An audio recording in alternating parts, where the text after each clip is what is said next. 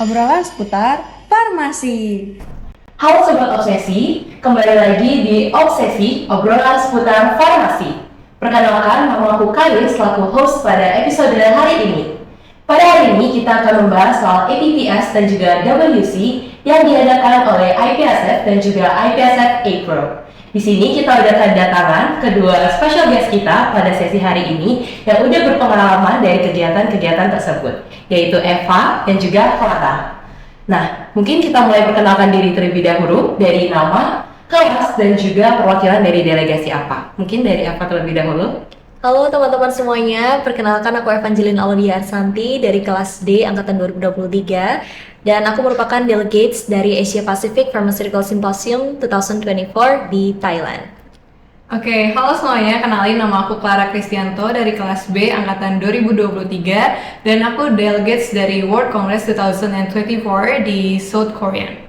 Oke, terima kasih untuk Eva dan juga Clara yang udah menyempatkan waktunya untuk hadir pada Obsesi episode hari ini. Jadi mungkin karena teman-teman Sobat Obsesi juga udah penasaran dan gak sabar, kita mulai dari pertanyaan yang pertama terkait dengan boleh gak sih kalian jelasin APPS dan WC itu seperti apa secara singkat dan tujuan utama dari event ini diadakan itu apa? Mungkin dari Clara terlebih dahulu. Oke, kalau World Congress ini sesuai dengan namanya ya, World Congress berarti itu tuh lingkupnya dunia gitu ya. Mungkin bedanya dari APPS, kalau APPS itu sendiri kan Asia Pacific, kalau misalnya World Congress ini lingkupnya dunia. Sebenarnya tujuan utama dari kegiatan ini diadakan itu adalah di mana acara ini tuh mengumpulkan semua mahasiswa farmasi dari berbagai negara di satu tempat, di mana nanti di sana itu kita itu dikenalkan dengan isu-isu aktual di dunia farmasi dan di mana kita juga diajarkan di sana bagaimana kita cara melihat isu aktual tersebut dan menanggapi hal tersebut tentunya dengan pikiran-pikiran dan juga cara pikir yang kritis gitu. Oke, kalau misalkan APPS seperti apa tuh, Pak? Oke, kalau dari APPS, dari kepanjangannya dulu, Asia Pacific Pharmaceutical Symposium. Jadi APPS ini merupakan agenda besar dari IPSF April yang diadakan secara tahunan gitu ya. Dan poin utamanya sebenarnya kalau di APPS ini pastinya highlightnya adalah di simposiumnya, tapi juga selama APPS ini kegiatannya nggak hanya simposium, tapi kita juga bisa mengenal budaya, kemudian kita juga bisa belajar tentang kefarmasian juga, seperti itu. Oke, jadi kita udah tahu nih sekarang APPS dan WC itu apa. Selanjutnya kita kepo nih soal rangkaian kegiatan yang ada di APPS dan WC. Mungkin dari Eva terlebih dahulu boleh dong diceritain pengalaman dan juga rangkaian apa aja yang kamu ikuti selama APPS. Oke, kalau di APPS sendiri ini sesuai dengan namanya ya pasti poin utamanya adalah di simposiumnya. Terus juga selama kegiatan itu kita nggak hanya belajar tentang kefarmasian, tapi kita juga belajar tentang budayanya karena di APPS ini juga ada kegiatan workshop dan kemarin kebetulan karena di Thailand jadi workshopnya itu seputar makanan-makanan Thailand, kemudian juga tarian-tariannya, gamenya, terus belajar bahasanya juga. Dan terus di APPS ini juga ada competition yang berhubungan dengan kefarmasian seperti patient counseling events, industrial skill event, dan masih banyak lagi juga ada lomba vlog poster. Jadi kita bisa menggali bakat kita tuh lebih banyak lagi di APPS. Juga ada seperti International Night, Treasure Hunt, dan itu seperti kegiatan public health campaign. Jadi kita sambil keliling-keliling Thailand sekaligus ikut kegiatan public health-nya gitu. Wah, seru banget nih kedengarannya. Kalau misalkan dari World Congress itu gimana nih, Kak? Oke, kalau World Congress yang aku ikuti itu World Congress tahun lalu, di mana itu tuh World Congress ke-69 yang diadakan di Incheon, Korea Selatan. Itu kalau World Congress tahun lalu itu menyusung tema Empowering Pharmacists for Tomorrow, Navigating the Global Healthcare Transformation, di mana sebenarnya tema itu tuh menitik beratkan kepada seberapa pentingnya sih memberdayakan kita as a pharmacy student yang nantinya akan menjadi seorang apoteker di masa depan untuk menghadapi isu-isu aktual dan juga tantangan di sistem kesehatan global yang semakin hari ini semakin berkembang. Di mana untuk kita bisa menghadapi hal itu, kita itu perlu dibekali dengan pengetahuan, juga keterampilan dan juga kepemimpinan yang adaptif supaya nantinya kita bisa berkontribusi secara signifikan di dalam sistem kesehatan yang akan terus berkembang itu. Dan kegiatan-kegiatan yang aku ikuti selama WC kemarin juga mendukung tema tersebut, seperti kurang lebih sebenarnya sama APPS itu ada simposiumnya, ada workshopnya juga, terus ada excursion tuh kayak kita nanti visit ke beberapa tempat-tempat famous yang ada di Korea Selatan itu kayak factory-nya ataupun hospitalnya. Terus juga ada competition seperti clinical skill event, industrial skill event, dan juga kompetisi-kompetisi lainnya. Juga ada international night dan kita ditutup sama kegiatan gala night. Selain daripada itu juga banyak sih kegiatan-kegiatan kayak Seoul City Night yang benar-benar keren dan seru abis sih. Oh my god, ini kedua rangkaian kegiatan ini kelihatannya sangat seru banget. Nah, tapi kan dari pengalaman pribadi kalian, pastinya mungkin ada pengalaman yang paling memorable, paling seru, dan paling berkesan bagi kalian selama kegiatannya berlangsung. Mungkin boleh dong kalian cerita-cerita terkait pengalaman kalian yang itu, mulai dari Clara terlebih dahulu. Oke, kalau dari aku sebenarnya semua kegiatan selama di situ tuh berkesan banget. Tapi kalau misalnya beneran harus disuruh milih, kayaknya aku milih dua. Yang pertama itu international night, yang kedua itu excursion. Jadi kalau international night itu kita semua delegates dari semua negara itu disediakan booth-booth masing-masing untuk masing-masing negara, dimana kita itu dari negara kita masing-masing kita boleh bawa hal yang menjadi ciri khas dari negara kita. Kayak kemarin Indonesia itu bawa salah satunya ada sambal sama keripik singkong, dimana itu pas international night banyak banget delegate dari negara-negara lain datang ke booth kita untuk nyobain itu. Dan ekspresi mereka ketika mereka nyobain sambal Indonesia pertama kalinya, karena kan kita tahu sambal Indonesia itu pedes banget kan, jadi toleransi pedas mereka juga mungkin belum setinggi kita as Indonesian people gitu.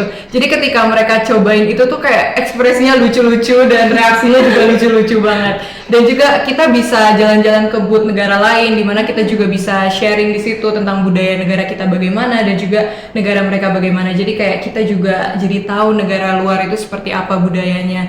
Dan yang kedua itu excursion, itu tuh kegiatan dimana kita itu ajak untuk ke tempat-tempat famous di Korea Selatan, bisa ke factory, terus kemarin juga ada yang ke SNU, ada yang ke SNU Hospital juga. Kemarin itu aku berkesempatan banget nih bisa datang ke Emmer Factory, dimana itu tuh factory terbesar, satu yang terbesar di Korea Selatan. Mungkin kalau teman-teman tahu produk-produk seperti Innisfree, Laneige, itu tuh yang produksi Emmer Factory. Jadi ketika kemarin aku ke sana bisa dapat kesempatan visit juga ke Emmer Factory, itu benar-benar berkesan buat aku sih, karena kayak itu tuh benar-benar dream place untuk kita tuh bisa kerja di sana, karena itu tempat kerjanya tuh benar-benar bagus, bukan seperti pabrik-pabrik yang kita bayangkan yang sumpek segala macam, tapi itu tuh benar-benar tempat kerja yang asri, yang bagus, yang tertata rapi, dan kayak setiap spotnya tuh instagramable banget gitu.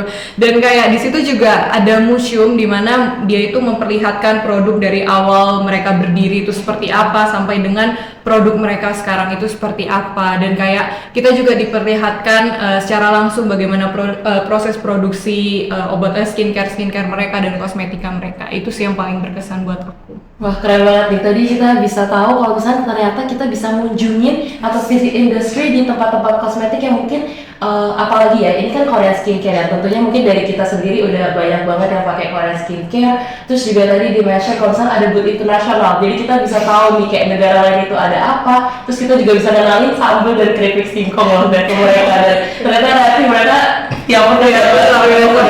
Oke, kalau misalnya dari Eva, gimana nih pengalamannya? Oke, kalau dari aku yang paling memorable itu sebenarnya treasure hunt. Jadi treasure hunt ini kegiatannya itu public health campaign. Jadi satu hari full kita berada di luar penginapan kita. Kita beneran keliling Chiang Mai, kebetulan kan di Chiang Mai tempatnya.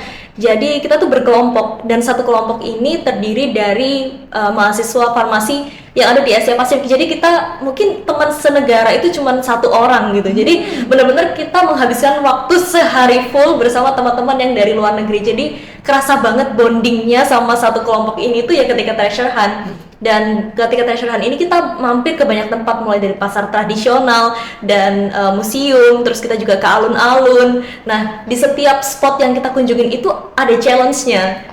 Jadi di awal itu kita kayak dikasih kertas untuk dapetin stempel kalau misalkan kita berhasil ngelaksanain challenge-nya. Jadi kita kayak lomba gitu loh sama kelompok-kelompok lain untuk bisa dapetin poin terbanyak. Jadi itu kerasa seru banget, apalagi waktu ke temple-nya di Thailand.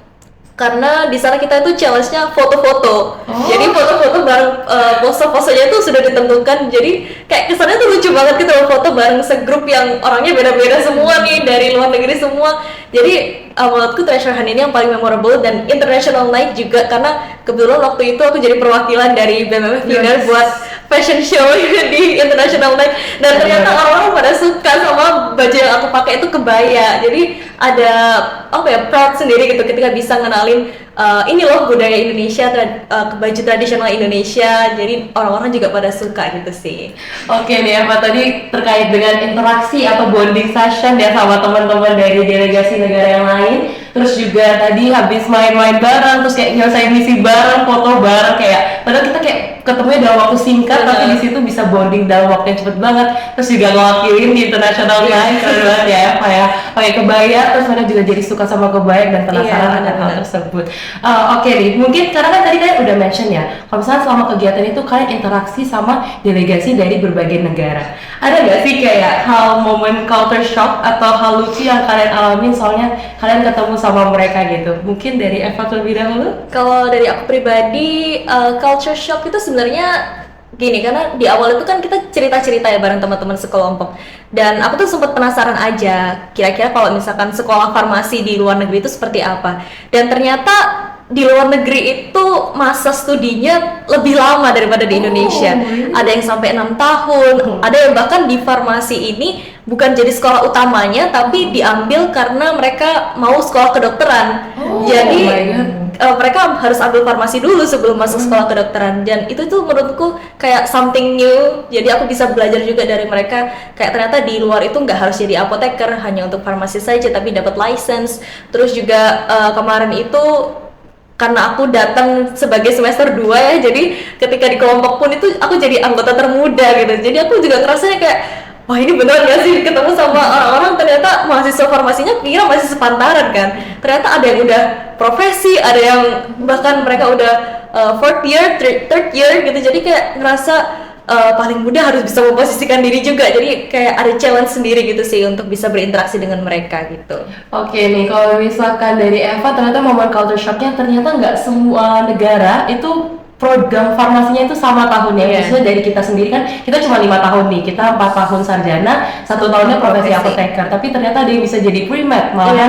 Sebelum jadi masuk ke kedokteran harus farmasi dulu tuh. Kalau misalnya dari Clara gimana nih? Kalau untuk culture shock sebenarnya aku nggak terlalu mengalami banget ketika di Korea Selatan kemarin itu, tapi ada hal lucu yang sebenarnya aku alamin selama aku di sana.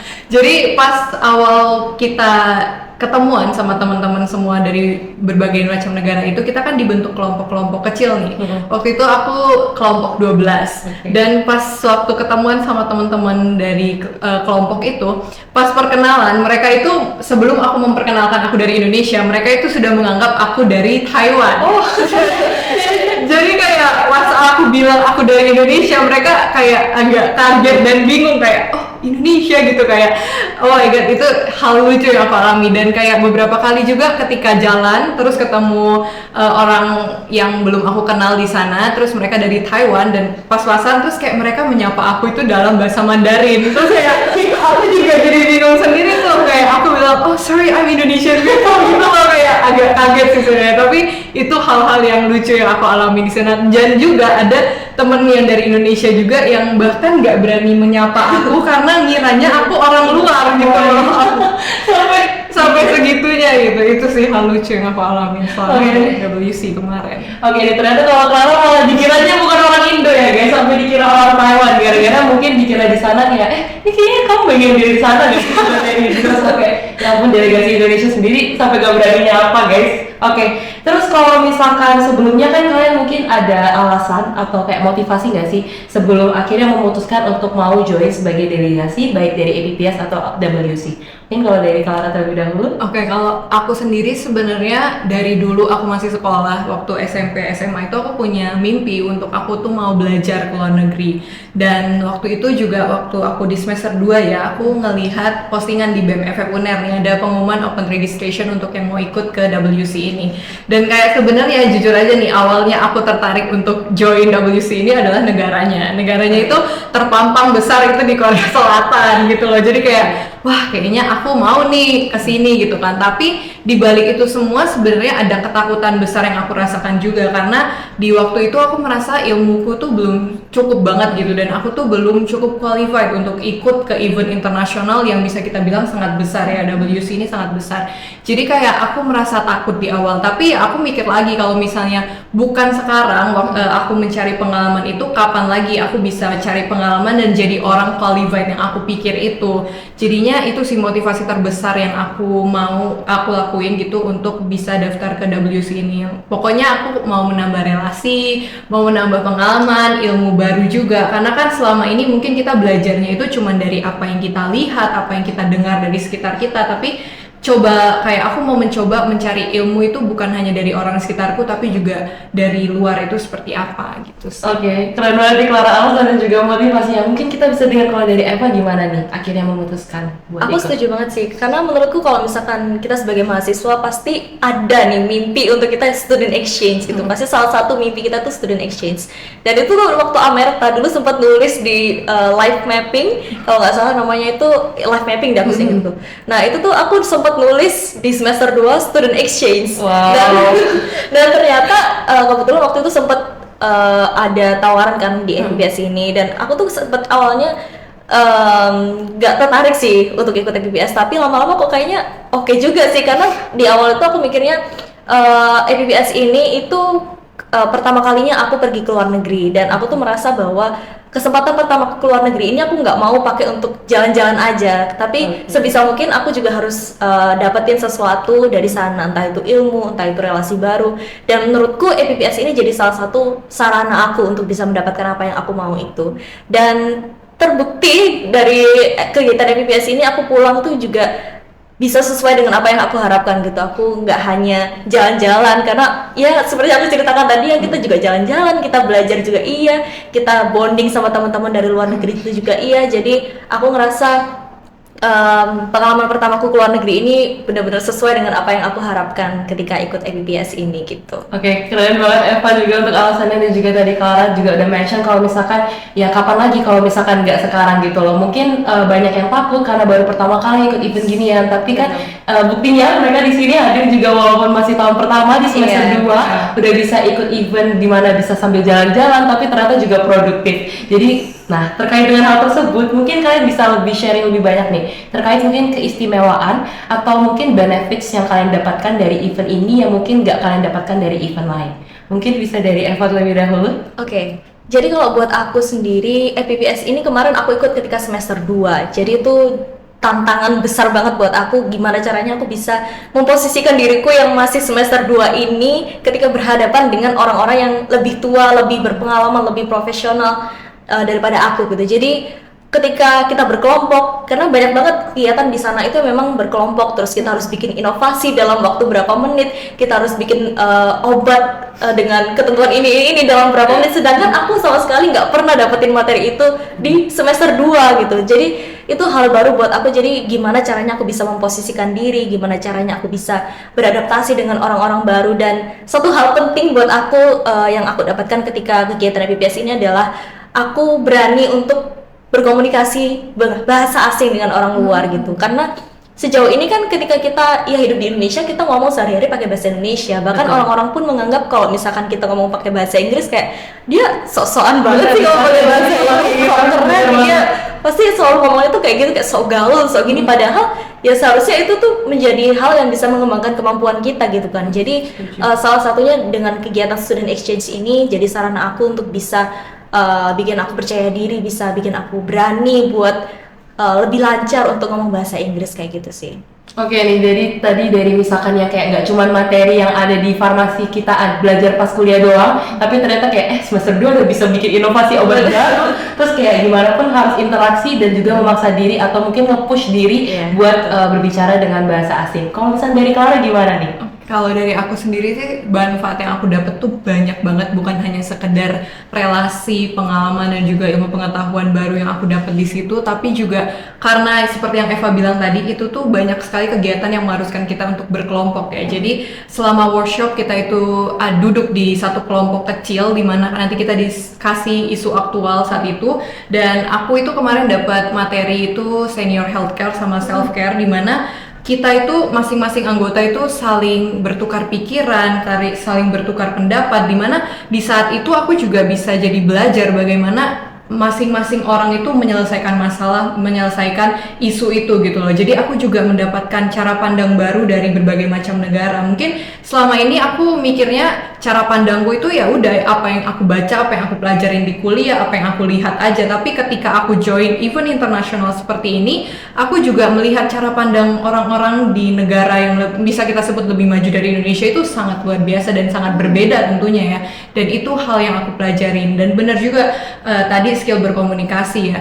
Karena jujur buat aku sendiri untuk berkomunikasi di bahasa asing itu cukup challenging ya. Karena kan kita di Indonesia menggunakan bahasa ibu atau biasanya yang bisa itu bahasa Indonesia ya. Dan ketika kita join event ini mau nggak mau kita harus komunikasi dengan bahasa Inggris, dimana itu cukup challenging buat aku. Tapi di satu sisi itu juga jadi tempat dimana aku bisa belajar berkomunikasi di dalam bahasa asing, karena mungkin kita berpikir ketika kita berbahasa Indonesia skill komunikasi kita udah sangat bagus nih, tapi ketika kita coba untuk komunikasi dalam bahasa Inggris itu tidak semudah itu, dan bisa saja skill komunikasi kita ternyata tidak sebagus itu ketika kita berkomunikasi dengan bahasa Inggris. Jadi itu sih, skill berkomunikasi itu sangat pantang banget di sana.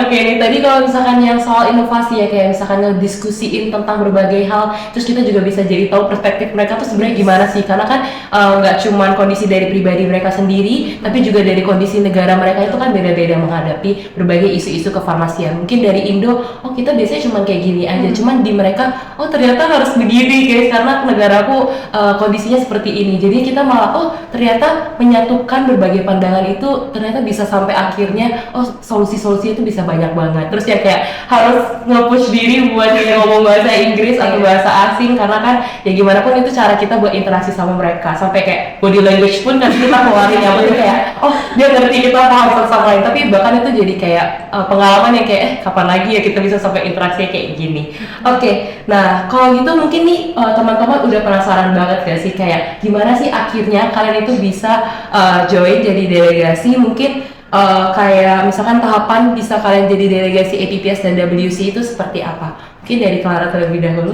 Oke, kalau aku sendiri itu seperti yang udah aku mention tadi juga, aku pertama kali itu lihat pengumuman di BEM FF UNER, terus ada open registrasi ke WC ini. Akhirnya aku hubungin salah satu contact personnya, aku diarahkan untuk mengisi Google Form pendaftarannya. Terus di situ ada beberapa yang harus aku isi segala macam. Terus kita juga harus upload CV kita, terus juga kartu hasil prestasi kita. Jadi kita juga harus mempersiapkan prestasi-prestasi kita, pastinya nilai-nilai akademik juga nanti harus disiapkan untuk mendaftar. Terus juga nanti kita ada penyiapan proposal untuk pengajuan ke fakultasnya, terus juga penyiapan visa pastinya, paspor, tiket dan segala macamnya sih. Untuk WC sendiri itu aja. Oke, kalau misalkan dari Eva, persiapan yang kamu lakukan apa nih? Sejujurnya kalau misalkan untuk dari segi administrasi itu kurang lebih sama ya kalau APPS dan WC. Pokoknya pada intinya segala informasi tentang student exchange yang terintegrasi dengan IPSF itu biasanya akan di-share oleh BEM FF UNER dan kita bisa akses, kemudian nanti kita bisa kontak dari contact personnya dan kita dapat CPCL untuk bisa mendaftarkan diri, dan nanti kita isi form sama seperti yang tadi, dan pastinya kita harus mempersiapkan berkas-berkas seperti CV, terus juga dari segi sertifikat prestasi dan lain sebagainya. Terus juga kita harus prepare, yang penting dokumen pribadi sih menurutku, karena kita perjalanan internasional dan mengurus berkas-berkas seperti itu tuh sangat lama guys. Jadi kalau misalkan memang kalian berminat untuk ikut kegiatan internasional, lebih baik kalian persiapkan dulu, jadi ketika nanti ada kegiatan yang kalian minatin, kalian udah ready. Jadi kalian nggak perlu menunggu untuk ngurus ini ngurus itu, karena sekarang ini juga untuk pengurusan itu juga nggak gampang gitu ya. Jadi lebih baik disiapkan dari jauh-jauh hari, dan juga persiapan dari segi pengalaman kalian, kayak dari segi prestasi kalian, karena sangat amat mendukung CV kalian. Karena gini, kalian berangkat ke sana itu bukan hanya membawa diri kalian sendiri, tapi juga bawa nama fakultas, bawa nama universitas, bahkan bawa nama negara Indonesia gitu. Jadi nggak mungkin kalian ke sana dengan tangan kosong dan kayak bingung mau lontang-lantung gitu. Betul banget nih. Jadi yang pasti harus udah komitmen, fully prepare dari diri sendiri dulu juga ya. Terus kalau misalkan kalian tadi kan dapat informasinya ada yang dari BMFF UNER dan juga ada Instagram yang khusus juga @ibsf_bmf UNER. Biasanya tuh kita juga sering kayak share-share di broadcast, ada juga berbagai jenis event internasional. Jadi mungkin dari sobat obsesi yang mau pengen join bisa langsung ikutan. Terus terakhir nih, mungkin kayak kan dari sobat obsesi ini banyak yang mungkin masih ragu, masih aduh kak aku baru pertama kali nih join event internasional, gimana caranya? Mungkin kalian ada pesan atau tips yang mau kalian sampaikan untuk mereka-mereka yang tertarik dan juga baru pertama kali join event internasional. Mungkin dari Eva terlebih dahulu. Oke, kalau dari aku sebenarnya satu poin yang paling penting adalah kalian nggak boleh takut untuk keluar dari zona nyaman gitu kan. Karena ya kalian akan tahu kalau misalkan kalian itu mau gitu. Jadi kalau misalkan memang kalian pengen kalian punya cita-cita untuk bisa belajar di luar negeri ya, kalian silakan lakukan kalau misalkan memang kalian oke gitu dengan situasi pada saat itu, terus juga kalian merasa kalian memang benar-benar membutuhkan kegiatan itu, terus juga menurutku kalian nggak perlu takut untuk coba-coba hal baru karena kalian nggak akan tahu kesempatan itu datangnya dari mana gitu kan. Terus juga ketika kalian ikut kegiatan-kegiatan internasional ini, kalian tuh nggak hanya memberikan manfaat untuk diri kalian sendiri aja loh. Jadi ketika kalian kesana, kalian dapat ilmu baru, dapat relasi baru, kalian itu pulang bukan hanya dengan tangan kosong guys, kalian membawa banyak bekal ilmu, kalian banyak membawa pengalaman baru yang bisa kalian share ke teman-teman kalian atau ke banyak orang yang mungkin belum berkesempatan untuk ikut itu. Jadi kalian nggak hanya memberikan manfaat untuk diri kalian sendiri, tapi juga memberikan manfaat untuk orang lain gitu. Oke nih, kalau misalnya dari Clara gimana nih? Oke, mungkin pesan dari aku, mungkin ada teman-teman yang mungkin baru pertama kali ikut mau join event internasional tapi ngerasa takut kayak aku tadi. It's okay kok untuk ngerasa takut, karena terkadang rasa takut itu tuh jadi warning juga untuk diri kita sendiri supaya kita tuh tahu batasan kita itu sampai mana. Tapi ya balik lagi, jangan lagi-lagi bersembunyi di balik kata ketakutan itu. Untuk join event internasional itu bukan suatu hal yang mustahil kok. Kalian bisa kalau kalian mau sebenarnya. Jadi tidak ada salahnya untuk kalian mencoba hal baru, karena dengan join event internasional itu benefitnya banyak sekali. Seperti yang udah dari tadi kita sebutin kan, itu banyak sekali menambah pengalaman, relasi, ilmu pengetahuan, bahkan juga sudut pandang, skill berkomunikasi, ya berbagai manfaat itu akan kalian dapatkan, dan itu juga akan menjadi bekal kalian nanti ketika kalian menjadi seorang apoteker di masa depan gitu. Oke, keren banget tentunya pesan dan tips dari Eva dan juga Clara selaku delegasi yang udah berpengalaman. Jadi untuk teman-teman sobat obsesi mungkin yang baru pertama kali masih takut, kalian mungkin bisa coba untuk keluar dari zona nyaman. Jangan takut kayak ya, karena kalian nggak tahu kalau kalian belum coba guys. Kalian masih nggak tahu sebenarnya itu kondisi seperti apa. Tapi di sini dari Eva dan juga Clara setelah udah berpengalaman dan juga ngelewatin, ternyata mereka oke dan fine banget, bahkan banyak banget benefits yang mereka mungkin awalnya gak expect bakal dapat. Ternyata lewat event internasional ini adalah jalan kalian buat nyoba itu. Jadi yang penting kalian harus berani nyoba, walaupun baru pertama kali, at least keinginan dan juga komitmen kalian itu yang perlu kalian asah dan juga miliki terlebih dahulu. Terima kasih untuk Eva dan juga Clara udah hadir untuk sesi obsesi pada kali ini. Seru banget, kita udah bahas tentang APPS dan juga WC. Semoga untuk episode pada hari ini bermanfaat dan juga membuat kalian tertarik buat berani untuk join event internasional. Dan juga untuk tahun ini APPS dan WC juga diadakan. Untuk APPS akan diadakan di Kuala Lumpur, Malaysia, dan juga kalau misalnya untuk WC atau World Congress akan diadakan di Nairobi, Kenya. Terima kasih untuk sobat obsesi yang udah menonton episode pada hari ini. Aku Karin selaku host pamit undur diri dan terima kasih semuanya. Dadah.